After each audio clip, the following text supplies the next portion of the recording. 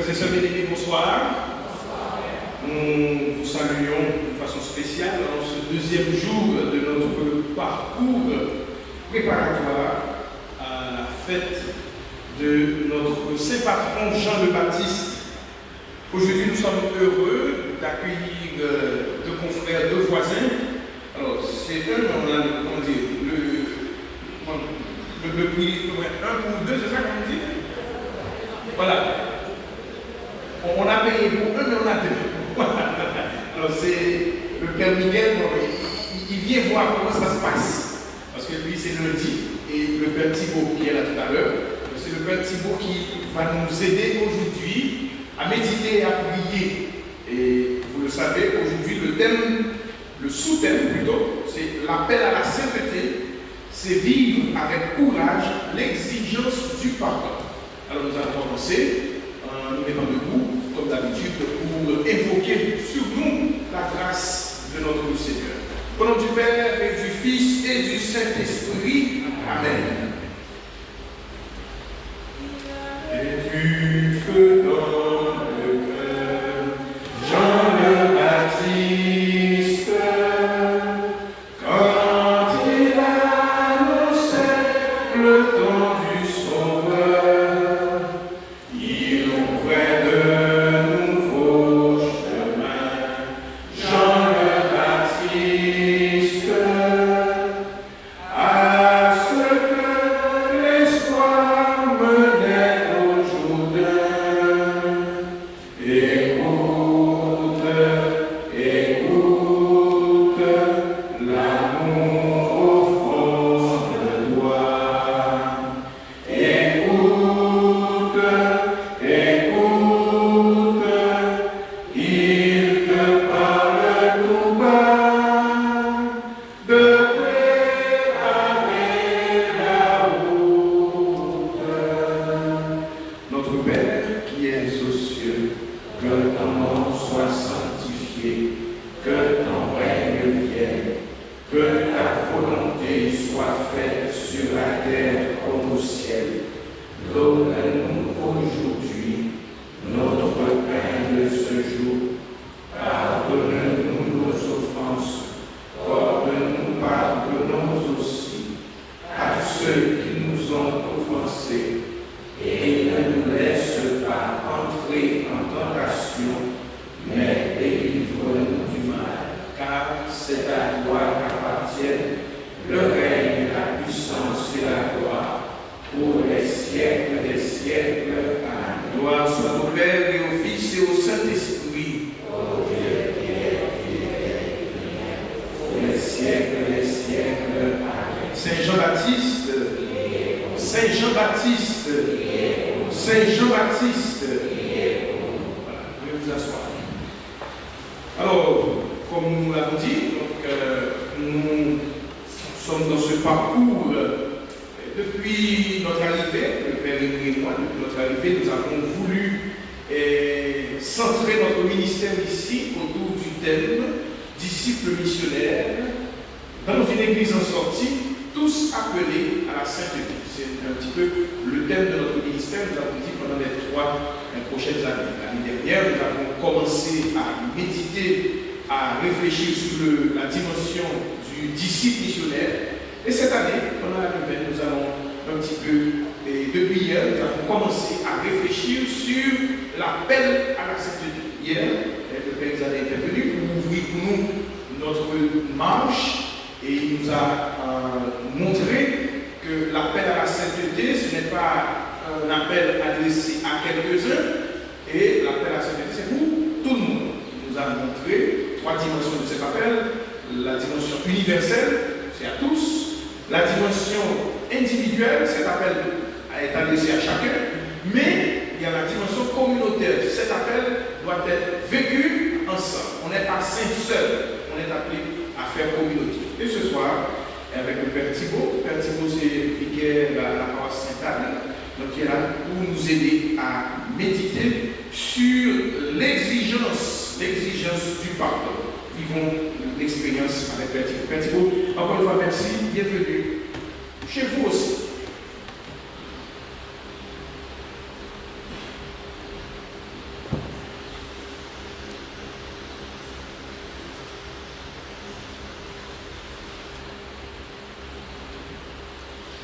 Frères et sœurs, bonsoir.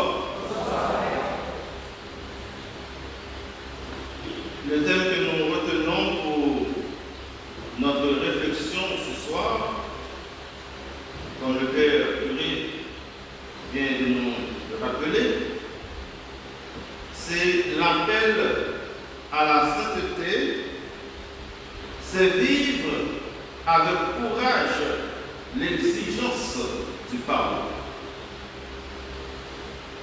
Deux mots à retenir: sainteté et pardon. Ils forment un binôme. Cela veut dire qu'ils sont deux compagnons de route. Pour commencer, nous pouvons dire que le pardon n'est pas sans conséquence dans notre quête de sainteté. Le pardon nous permet d'avancer et de progresser. Parmi tous les moyens nous permettant de devenir saints ou saintes, le pardon est aussi l'un de ces moyens. Le pardon n'est pas à négliger dans notre vie chrétienne et spirituelle. Donc, celui ou celle qui pense à la sainteté et qui veut travailler pour acquérir son auréole céleste doit automatiquement se mettre d'accord pour vivre la dimension de pardon dans sa vie. En quelque sorte, le verbe pardonner nous renvoie à 3 degrés. Premier degré, demander pardon. Deuxième degré, offrir le pardon. Et le troisième degré, accueillir le pardon. Autrement dit, le pardon joue un rôle important, un rôle de premier rang dans le chemin qui conduit à la sainteté. Je dis un chemin. Effectivement, la sainteté est un chemin. C'est le but et le terminal de notre pèlerinage chrétien. C'est la destination finale et bienheureuse pour laquelle tous nous devons nous battre. En ce qui concerne la sainteté, il y a toujours un combat à mener. C'est pourquoi dans le thème proposé, on nous parle de courage et exigence. C'est une façon pour nous inviter à un dépassement de soi. Frères et sœurs bien-aimés, l'appel à la sainteté nous engage dans une lutte permanente et incessante. Il faut dire que cette lutte est à la fois physique, matérielle et spirituelle. Au seuil de la fin de sa vie, Saint Paul disait: j'ai mené le bon combat, j'ai achevé ma course, j'ai gardé la foi. Je n'ai plus qu'à recevoir la couronne de justice. 1 Timothée chapitre 4, versets 7 et 8. La couronne de la justice, c'est son auréole.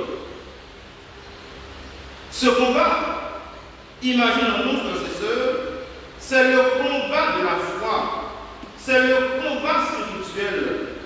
Nous disons que ce combat est aussi d'ordre physique et corporel, car la mortification de nos sens n'est pas un sujet anodin dans la vie spirituelle. Ce combat ou cette exigence corporelle et spirituelle menée par Paul, c'est le combat contre le péché. C'est le combat contre les avantages terrestres, contre ses mauvais désirs, contre ses passions et ses sentiments désordonnés. Sans oublier le combat qu'il a dû mener pour ne pas cultiver la haine envers ses détracteurs. En effet, c'est tout son être, corps, âme et esprit qui s'était engagé dans ce processus d'appel à la sainteté. Comme le Christ, comme Saint Étienne et tant d'autres saints et martyrs, il a fallu à Saint Paul d'entrer dans ce courant d'amour afin de pouvoir vivre ce dynamisme de pardon. Le pardon est non seulement un acte de foi, mais aussi c'est un combat, c'est une lutte. Alors, chacune de nous est invité à entrer dans ce moule de pardon. Nous sommes déjà au moule, mais nous sommes invités à entrer dans ce moule de pardon.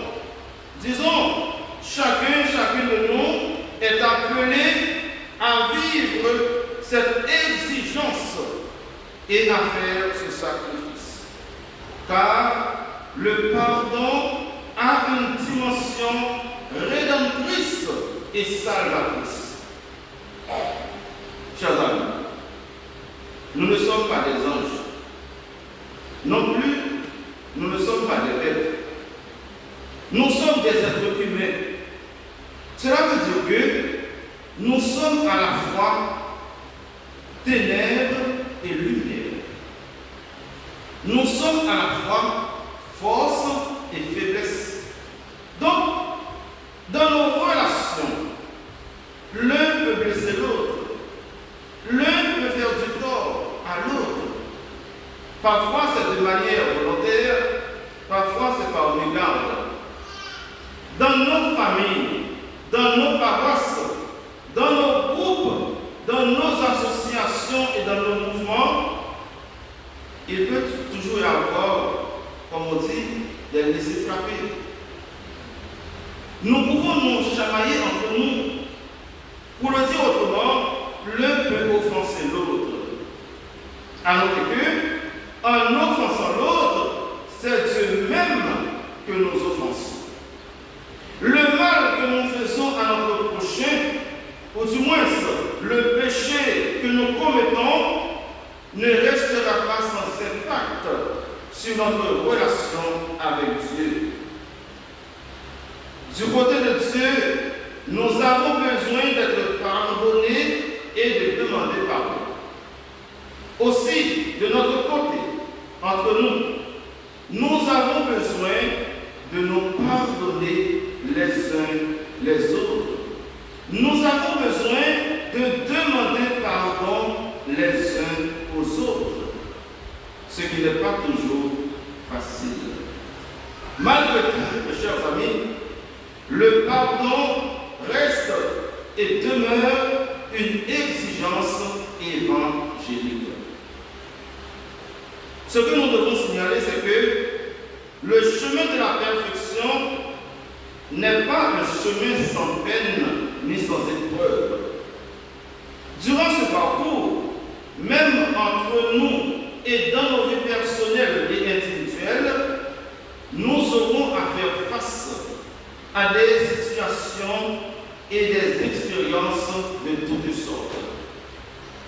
Les disputes, les moments d'incompréhension, les trahisons, les faux témoignages, les médisances, les calomnies, la perversité, le mensonge, et j'en passe. Tout cela, ce sont des ravins à combler. Ce sont des collines à abaisser. Ce sont des sentiers à rendre droit. Il est vrai que nous pouvons les considérer comme des obstacles, comme des contraintes et des forces adverses à la sainteté.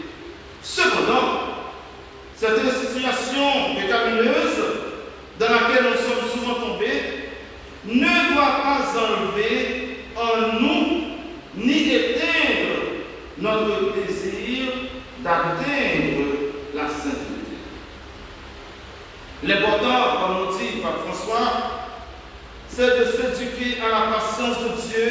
et à 7 ans qui ne sont jamais les nôtres.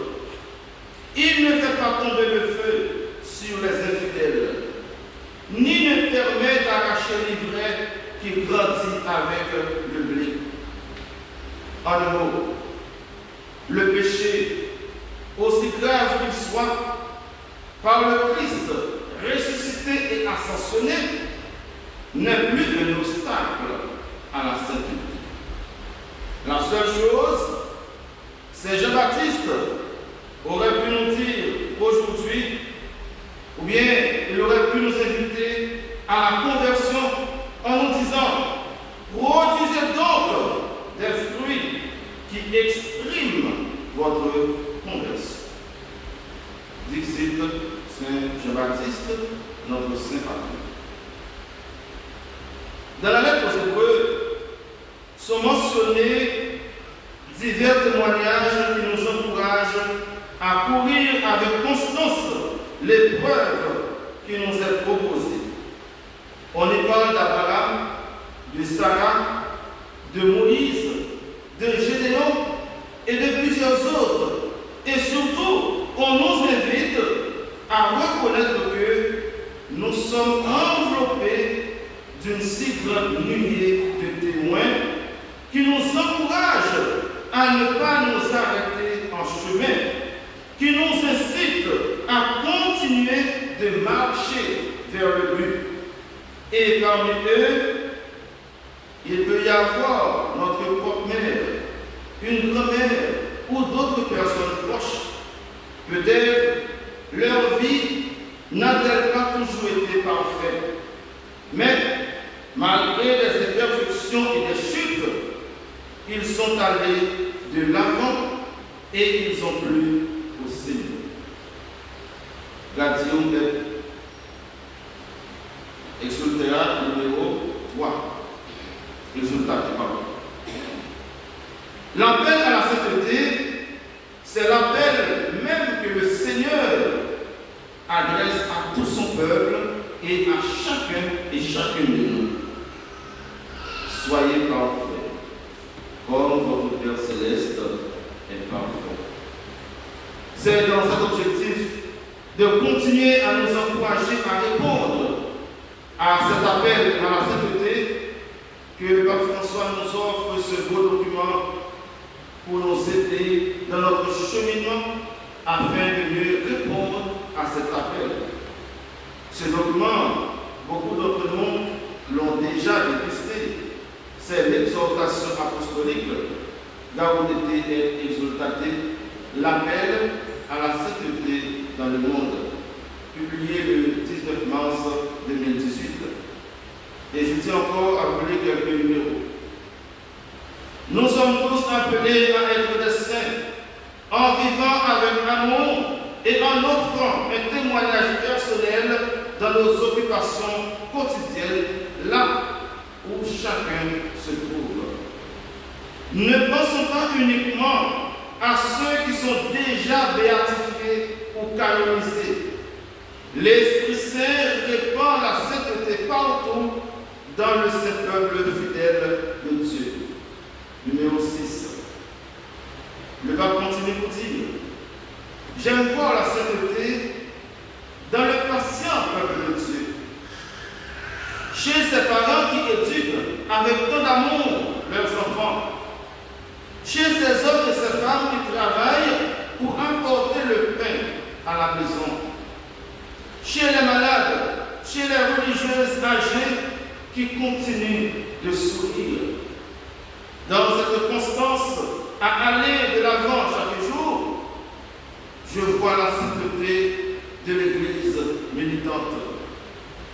C'est cela souvent la sainteté de la porte d'à côté, de ceux qui vivent proches de nous et sont un reflet de la présence de Dieu.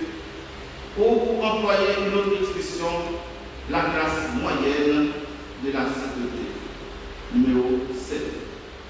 Et maintenant, chers amis, essayons de comprendre les termes péché et pardon. Dans notre thème de ce soir, nous pouvons avoir l'impression que la notion du péché est absente.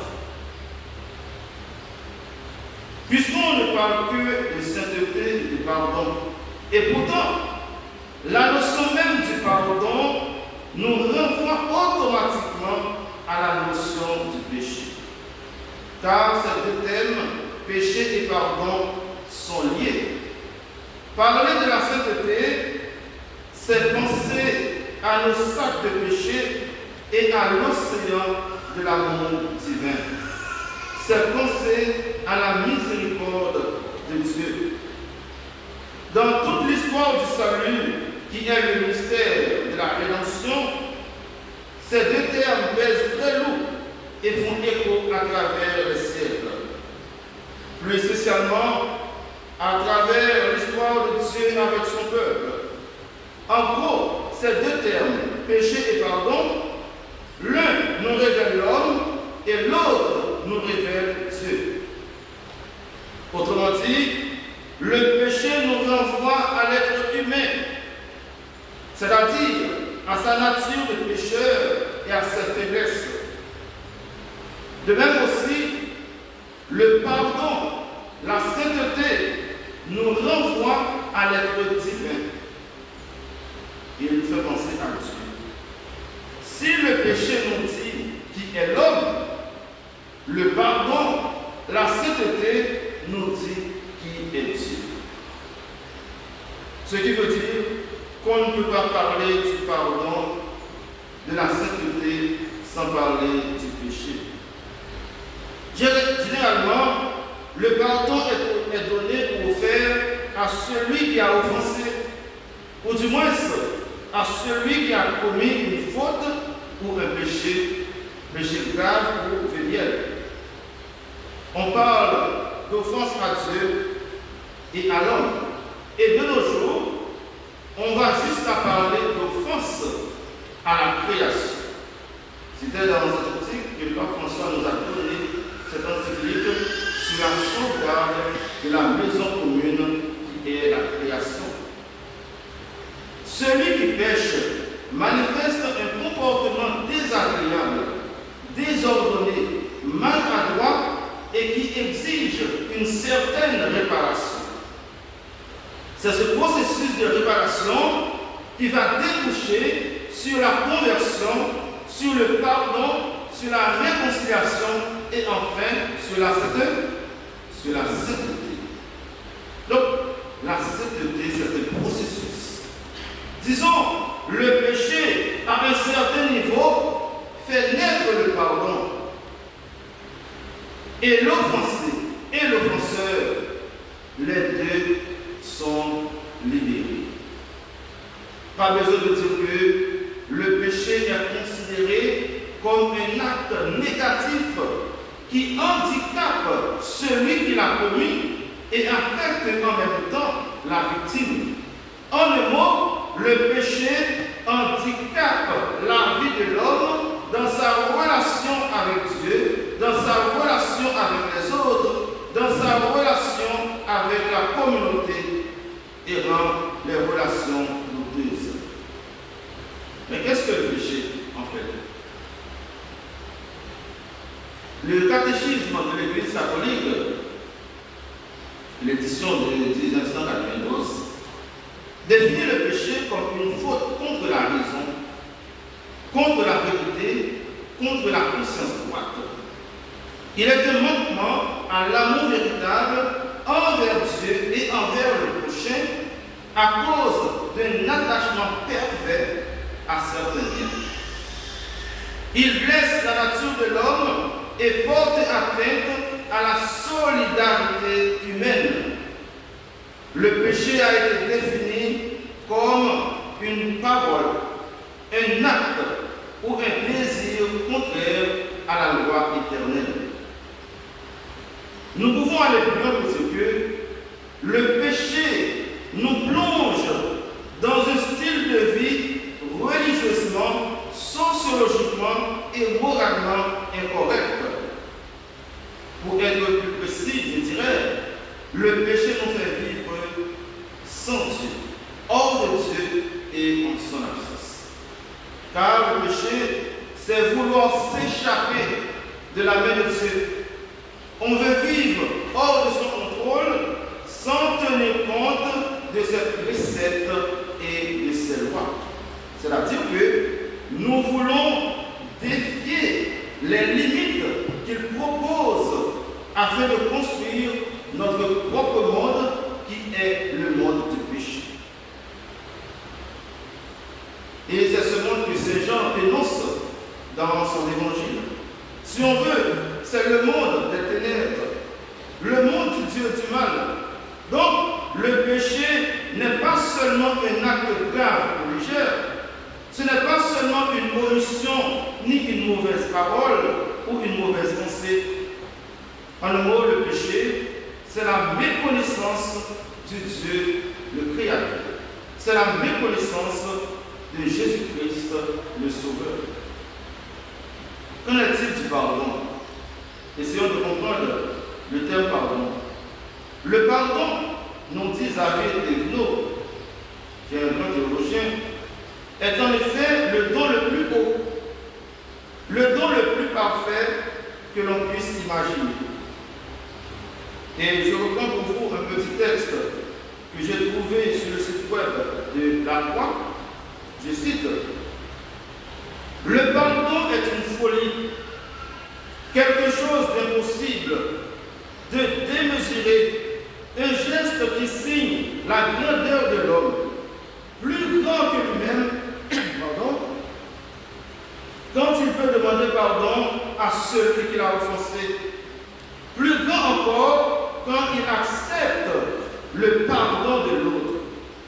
Le pardon n'est ni l'excuse ni l'oubli. Le pardon est un don gratuit, hors de calcul. Et cette définition rejoint le vif de notre thème de ce soir. Il nous permet de mieux comprendre la valeur du pardon dans une relation.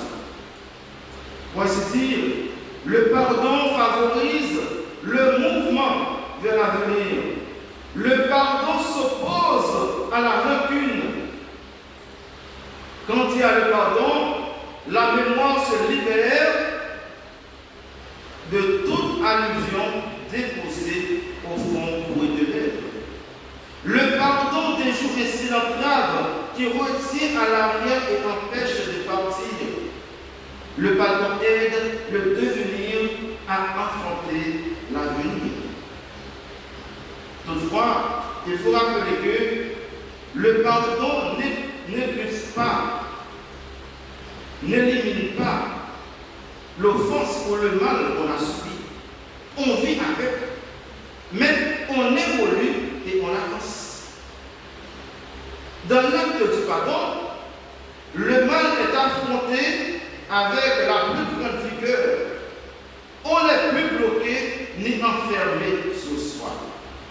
Avec le pardon, la guérison est opérationnelle. On n'est plus sous la commande de l'offense ni de l'offenseur. On n'est plus esclave de l'autre. Le mal et l'offense, par l'acte du pardon, est maîtrisé et borné. L'esprit et l'âme sont guéris. On n'est plus esclave de l'autre. On est devenus des hommes et des femmes libres. Voyons maintenant le péché de pardon dans la Bible. Que dit la Bible au sujet du pardon et du péché? Dans l'Ancien Testament, notre Dieu se révèle toujours comme le Dieu qui renonce au châtiment prévu. Je vous invite à lire le livre du prophète Jonas. Cela veut dire, notre Dieu, c'est le Dieu qui pardonne sans mesure et sans calcul. Il suffit d'un renoncement de la part de celui qui commet le péché. Comme nous dit encore le pape François, Dieu ne se lasse jamais de nous pardonner. Sa compassion, sa tendresse, chaque matin se renouvelle, nous dit le livre des Lamentations. Je donne maintenant un coup d'œil sur Adam et Ève. créé l'être humain pour le bonheur, pour la sainteté. Il a voulu qu'il mène une vie sainte, une vie saine et droite. Disons, Dieu l'a créé pour vivre heureux et en toute liberté. Comme nous rapporte le livre de la Genèse, dès les premiers chapitres, sous l'influence et la ruse du serpent, l'être humain, représenté par le premier couple, Adam et Ève, Isha, sera induit en erreur et va tomber dans le mal et dans la désobéissance. Ce qui veut dire que, au départ, il y avait un principe de base sur lequel on devait s'entendre. Il y avait quand même une limite à ne pas franchir. Cette limitation permettrait de garder une amitié saine et juste. David Ebno parle de ce qu'on appelle l'interdit fondateur. Ayant comme formule morale, tu ne mangeras pas de l'arbre de la connaissance du bien et du mal. Genèse chapitre 2, verset 17. Au-delà de cet interdit, vient la fameuse tentation diabolique. Le serpent dit à Ève et Adam, pas du tout, vous ne mourrez pas. Mais Dieu sait que le jour où vous en mangerez, vos yeux s'ouvriront et vous serez comme des dieux, connaissant le bien et le mal. C'est à partir de cette tentation que le démon va détourner et dévier ce grand projet que le Créateur avait pour Adam et Ève. Ce projet, c'était le projet du salut, le projet de la sainteté. Autrement dit, le projet est censé paralyser et la relation est brisée. L'homme est pris dans le piège de vouloir tout connaître, tout maîtriser et tout dominer. Et c'est pourquoi l'homme est déchu. Mais est-ce qu'en réalité, Dieu n'a pas pardonné à Ève et à Adam? La première chose à dire, c'est que Dieu ne garde pas la haine envers cette créature, surtout envers celle en qui il a mis son haleine de vie. En dépit de leur désobéissance, Dieu reste et demeure un Dieu d'amour et de miséricorde. Le pape François a écrit un livre ayant pour titre « Le nom de Dieu est miséricorde ». En signe de miséricorde, le Seigneur Dieu va poser un geste de compassion et d'amour à l'endroit de ce couple. Je dirais, ce geste est l'expression parfaite de son amour miséricordieux pour le genre humain en général. Le Seigneur Dieu fit à l'homme et à sa femme des tuniques de peau et les en revêtit. Genèse chapitre 3, verset 21. Même si eux-mêmes, ils ne pouvaient pas rester dans cette ambiance d'amour et de grâce, le comportement de Dieu n'a pas changé à leur égard. L'attitude du Créateur, en quelque sorte, sera la même attitude du Père dans l'évangile de l'enfant prodigue, Luc chapitre 15. Le fait d'habiller l'enfant pécheur, c'est un grand signe de miséricorde et de pardon total. Dieu ne rejette pas ses enfants, Adam et Ève, qui sont en état de déchéance. C'est vrai, il les renvoie du jardin car ils sont péchés, mais il ne leur enlève pas sa miséricorde. Il n'agit pas envers nous selon nos fautes, ne nous donne pas selon nos offenses. Le psaume 102, verset 10. Sa grâce et son pardon continuent de suivre Adam et Ève. Et la preuve, mes chers amis, le jour où Ève a mis au monde son premier fils Caïn, elle disait, j'ai acquis un homme avec l'aide du Seigneur. Genèse chapitre 4, verset 1er. Mais celui qui va nous enseigner le pardon s'appelle Jésus de Nazareth, le Fils de Dieu, le Fils de Marie et de Joseph. C'est à partir de son enseignement que nous comprenons vraiment ce qu'est le pardon et ce qu'il peut apporter de plus dans notre vie. Et c'est lui, Jésus, qui nous a rachetés du péché. C'est lui, par sa mort sur la croix, qui a payé pour nous la dette du péché. Il faut rappeler que Jésus poursuit l'œuvre de son Père auprès des hommes et des femmes. Avec Jésus, nous comprenons que le pardon n'est pas une simple parole répétée vaguement. Le pardon est comme l'amour. Le pardon participe de sa logique qui dépasse toute logique. Parfois, on cherche des raisons, on cherche des critères et des arguments pour aimer l'autre, pour pardonner l'autre. On dit que l'amour dépasse toutes les logiques humaines. Ce qui veut dire qu'on ne peut pas enfermer ni l'amour, ni le pardon dans des logiques, ni dans des raisonnements. L'amour ou le pardon ne dépend ni de la bonté, ni de la méchanceté de l'autre. Nous allons voir ça dans l'évangile de la messe d'aujourd'hui. C'est-à-dire que l'amour, le pardon, n'est pas conditionné par quoi que ce soit, ni par quoi que ce soit. Le pardon, l'amour est au-dessus de toute justice et injustice humaine. C'est un don qui ne tient même pas compte de la personne en question. Qu'il s'agisse d'un méchant notoire, qu'il s'agisse d'un voleur ou d'une prostituée. Et c'est Jésus qui nous apprend cette dimension au niveau de l'amour et du pardon.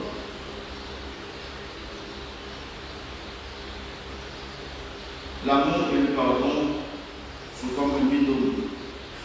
Est-ce que Jésus, lui, savait pardonner durant son ministère?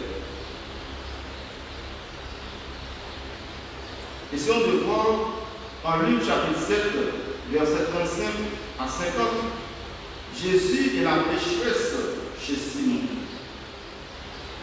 Selon la loi, cette pécheresse, dont celui qui ignore le nom, ne devait pas pénétrer la maison des pharisiens. C'est une insulte. Pourtant, sa quête d'amour et de pardon lui pousse à poser une action pour la loi. Disons, sa quête de sainteté lui pousse à s'approcher vers Jésus. Sans doute, elle était attirée par Jésus, qui est à la fois amour et miséricorde. Devant cette soif, Jésus ne va pas rester sans rien faire. Au plus profond d'elle-même, cette femme reconnaît ses nombreux péchés. C'est ça la condition. Elle reconnaît ses dégâts. Et les larmes versées en présence de Jésus et ses cheveux essuyant les pieds de Jésus peuvent servir de témoignage de son grand regret. Tes péchés sont pardonnés, dit Jésus à la femme. Jésus, en s'adressant à la femme, reconnaît qu'il est en présence d'une personne humaine qui a soif d'une parole de restauration et de guérison. Le pardon est relation à quelqu'un. Par le pardon, Jésus refait et restaure la vie de cette femme et en même temps lui permet de prendre le chemin de la sainteté. Et c'est sur la croix que Jésus va nous donner cette dernière preuve d'amour et de pardon. Jésus pardonne à ses goûts. C'est pourquoi nous disons pardonner, c'est vraiment une folie. Même le bon là-haut est pardonné. Jésus invite à partager même son royaume. C'est incroyable. Toutes les conditions étaient réunies pour que cet homme se perde dans la mort éternelle.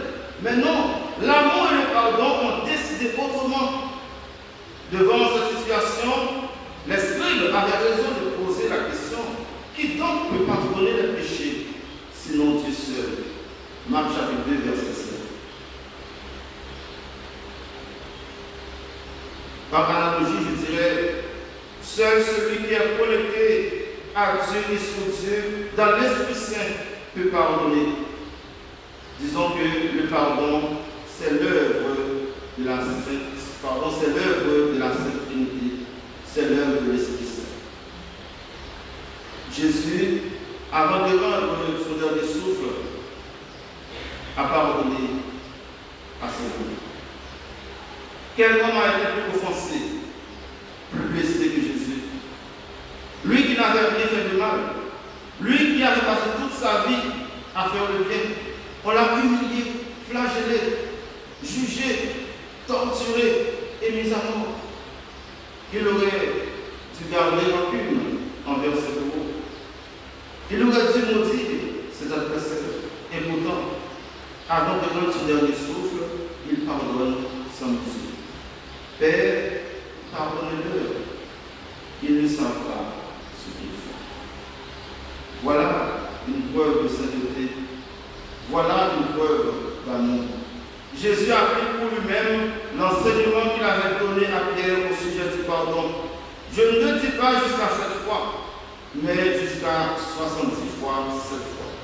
Mes chers amis, voilà le défi de tous les baptisés.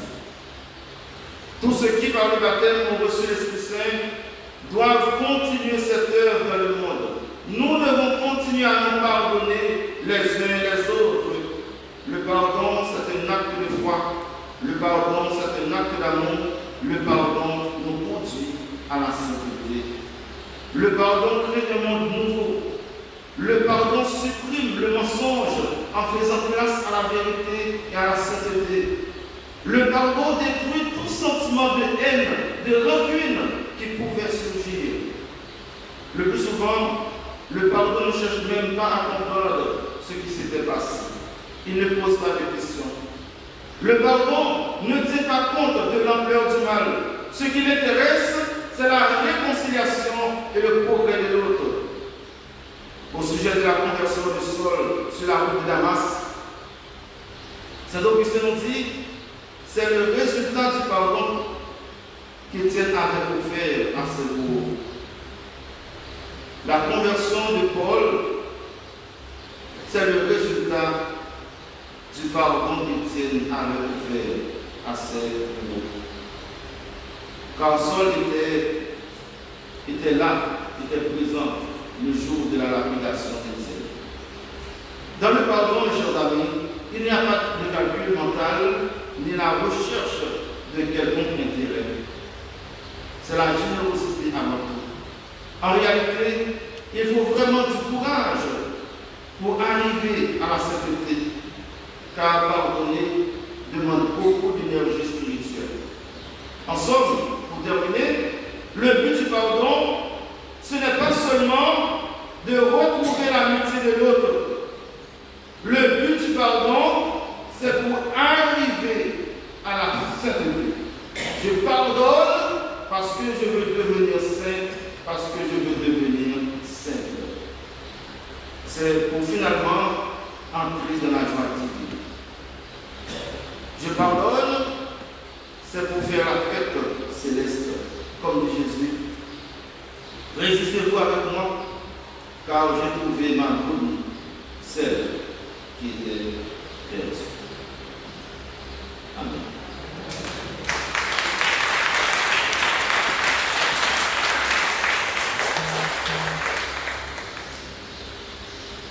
Merci Père, merci pour ces belles réflexions. J'étais en train de noter, parce que c'est une maturité de Père. Alors, j'ai bien aimé comment vous nous avez conduit de bout en bout sur la nécessité du pardon, et je retiens cette triple dimension du pardon avec 3 verbes: demander, offrir et accueillir. Donc quand il s'agit du pardon, il faut qu'on ait toujours en tête ces 3 verbes: demander, offrir et accueillir. Et comme vous l'avez terminé, j'ai en tête que finalement, cette question de sainteté, comme vous l'avez dit, le pardon, c'est un compagnon sur ce chemin vers la sainteté. Et pour pardonner vraiment, il faut être soudé en Dieu.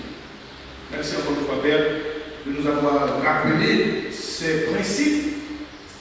Et je dirais le dernier mot, et je pense que c'est peut-être ce qui nous a fait plus tiquer, le pardon ne cherche pas à comprendre. Pardonner ne cherche pas à comprendre, tout simplement, parce qu'on veut devenir vraiment enfant de Dieu. Ce n'est pas une question, est-ce que l'autre mérite ou pas? Tout simplement, pour être enfant, fils et fille de Dieu, il faut pardonner. Encore une fois, merci encore que le Seigneur nous bénisse. Mais nous nous préparons pour célébrer et pourquoi pas commencer à vivre le pardon dans la célébration eucharistique. À tout à l'heure.